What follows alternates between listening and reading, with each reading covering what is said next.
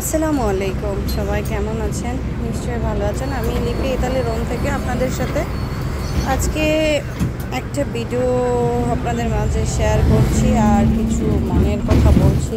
আসলে জীবনে মানুষ যখন ভালো ভালো মনের হয় তখন শুধু ঠকে যায় তাকে ঠকা ছাড়া আর মনে হয় এই পৃথিবীতে কিছুই পাওয়া যায় না, পাওয়ার নাই এরকম। কেননা আপনি যত মানুষের উপকার করবেন, ভালো করবেন, মানুষ সেটা আপনাকে মনে করবে আপনার দুর্বলতা, আপনার সাহস কম। আর যারা খারাপ করতে পারবে তারাই মনে হয় মানুষের ক্ষতি করতে পারবে, চালাকি করতে পারবে, নিজের দোষ অন্যের ঘাড়ে চাপাই দিতে পারবে। তারা মনে করবে কি যে অনেক ক্ষমতাবান। আসলে কি ক্ষমতাবান? এরা কি আসলে ক্ষমতা দিয়ে এরা কিছু করতে পারে? মানুষের ভালোবাসা পেতে পারে? মানুষের সাথে সম্পর্ক দীর্ঘ দিন নিয়ে যেতে পারে? বা এরা কি সম্পর্ক জোড়াইতে পারে? পারে না। এরা সম্পর্ক ভাঙতে পারে, মানুষের নষ্ট করতে পারে, মানুষের ক্ষতি করতে পারে। আসলে এগুলিকে ক্ষমতা বলে না, এগুলিকে বলে হয় দুর্ব্যবহার। এই দুর্ব্যবহারের অধিকারী মানুষগুলি আসলে জানেই না যে তারা কত ছোটো লোক, একদম ছোটো লোক, ছোটো লোকের চেয়েও ছোটো লোক। আসলে ছোটো লোক বলতে শব্দটা আমরা অযথাই ব্যবহার করি, মনে করি যে টাকা পয়সা না থাকলেই ছোটো লোক। আসলে ছোটো লোক টাকা পয়সা দিয়ে না, ছোটো লোকটা হচ্ছে নিকৃষ্ট আচরণ, আপনার রাসিস আচরণ, দুর্ব্যবহার, এগুলির কারণে মানুষকে ছোটো লোক বলে।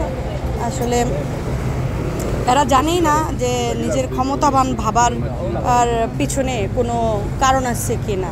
এই ক্ষমতা দিয়ে তারা কি করতে পারে, এই ক্ষমতার মোহে শুধু ভাবনা পর্যন্তই শেষ তাদের। তারা এই মোহটাকে ক্যারি করে, তারা নিজেকে যে কেউ ভালোবাসে, কেউ সম্মান করে, ইজ্জত করে, কেউ তাকে বিশ্বাস করে, সেটাও তারা ভুলে যায়, আসলেই ভুলে যায়। আসলে এদের মতো লোকদেরকে আপনি যতই জ্ঞানী কথা বলেন, বুঝাইতে যাবেন বা ধৈর্য সহকারে শুনতে যাবেন, ধৈর্য ধরবেন, এরা আপনার ঘাড়ে ততই চড়বে। কিন্তু এরা জানে না সব কিছুর একটা সীমা আছে, শেষ আছে। একটা সময় যে তোমাকে সবচেয়ে অনেক বেশি ভালোবাসে, বিশ্বাস করে, সম্মান করে, ইজ্জত করে, সেও তোমাকে ভুলে যাবে। কারণ ওই যে শেষ বলতে একটা কথা আছে, এই শেষ বলতে কথাটাই ওরা মনে করে না। আসলে আমি যাচ্ছিলাম একটা অফিসিয়াল কাজে, তো যাওয়ার পথে আমি কথাগুলি বলছি এবং ইটালি রোম সিটির চলার পথে কোথায় দিয়ে চলাফেরা করি, কেমন দেখতে, সেটাও ধারণ করে ফেললাম। আশা করি আপনারা আমার কথাটাও যেমন শুনবেন, তেমন এই ইটালি রোম শহরের এই দৃশ্যটাও উপভোগ করবেন।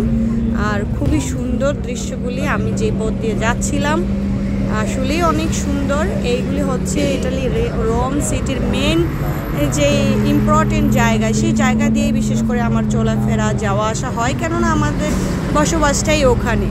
আপনি ধরতে পারেন একটা রাষ্ট্রের প্রধান যে সেন্টারগুলি থাকে, জায়গাগুলি থাকে, আমিও ইটালিতে সেই জায়গাগুলিতে থাকি। আমার হাজব্যান্ডেরও কাজ একই বছর, প্রায় 14 বছর যাবত একই কাজ করতেছে, একই জায়গায় অবস্থান করে, যার কারণে আমার আর বাসা চেঞ্জ করা হয় না, জায়গা চেঞ্জ করা হয় না।